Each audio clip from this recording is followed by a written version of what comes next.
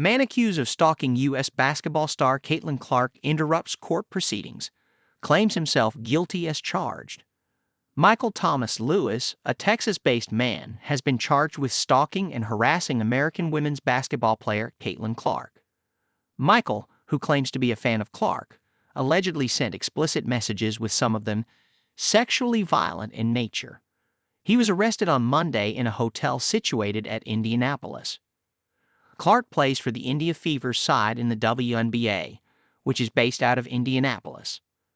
When he appeared at the Marion County Superior Court on Tuesday, Lewis, sitting back at his chair, said that he was guilty as charged. However, he repeatedly interrupted the court proceedings. "I guess you got the wrong guy," he said.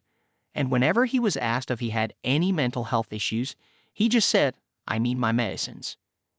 "You have a right to remain silent, and I expect you to exercise that on me," said Judge Angela Davis after multiple interruptions.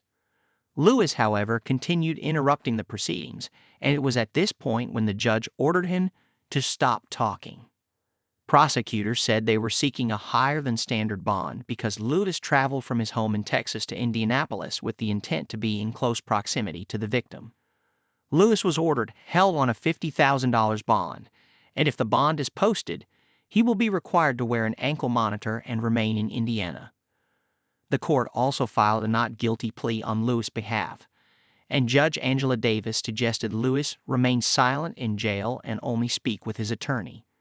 Lewis received a no-contact order and the stay-away order sought by prosecutors that bars him from being within 500 feet of either of the two arenas where the Fever play their home games. His pretrial hearing will be held remotely on 31 March. In one post on X, Lewis said he had repeatedly been driving by Gainbridge Fieldhouse, the Indiana Pacers' home arena where the Fever also play. In another, he said he had one foot on a banana peel and the other on a stalking charge.